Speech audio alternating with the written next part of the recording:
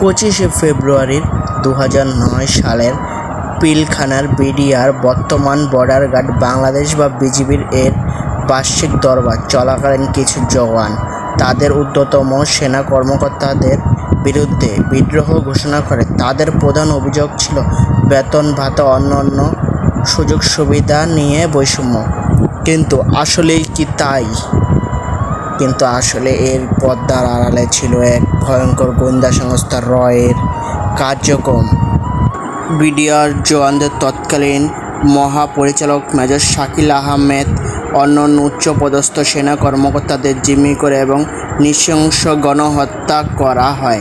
কিন্তু এই গণহত্যার কারণে বাংলাদেশের প্রায় 57 জন তাজা অফিসারের দেহ ঝরে সেদিন। ওই সময়ের আটকা পড়া বিডিআর কর্মকর্তারা তারা সরকার সহ বিভিন্ন উচ্চপদস্থ সামরিক কর্মকর্তাদের কাছে সাহায্য চায়। কিন্তু শোনা যায় তৎকালীন ভারত সরকার বাংলাদেশের সেনাপ্রধানকে হুমকি দেয়, যদি বাংলাদেশ সেনাবাহিনী সেখানে অভিযান চালায় তাহলে ভারত সামরিক হস্তক্ষেপ করতে বাধ্য হবে বলে জানা যায়।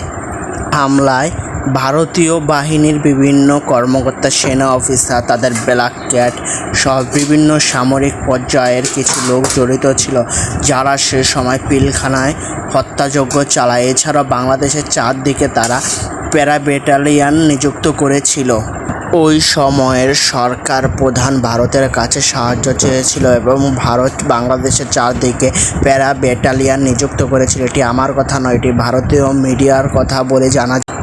কারণ ভারত জানত এই সেনা কর্মকর্তাদের মেরে ফেলতে পারলে বাংলাদেশের মূল স্বাধীনতার চেতনা এবং বাংলাদেশের দেশপ্রেমিক সেনা অফিসারদের নিহত করা হবে। এই মাস্টার মাইন্ড ছিলেন ভারতের র এর বিভিন্ন সদস্য। এর সঙ্গে জড়িত ছিল বাঙালি নামক বাংলাদেশি কিছু দুষ্কৃতিকারী।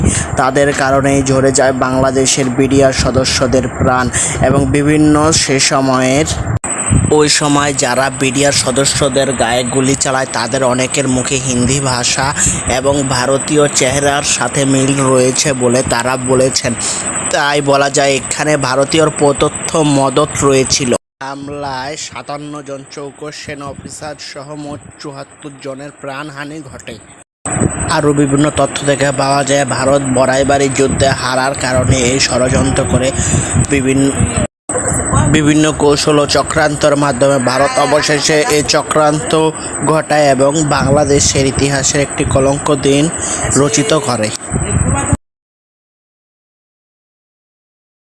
দেশপ্রেমিক জনগণকে দেশি বিদেশি সকল ষড়যন্ত্র রোধ করে একটি সুস্থ ও সঠিক বাংলাদেশের গন্তব্য ঠিক করতে হবে, না হয় এমন অনাকাঙ্ক্ষিত ঘটনা বারবার ফিরে আসবে বাংলার জমিনে।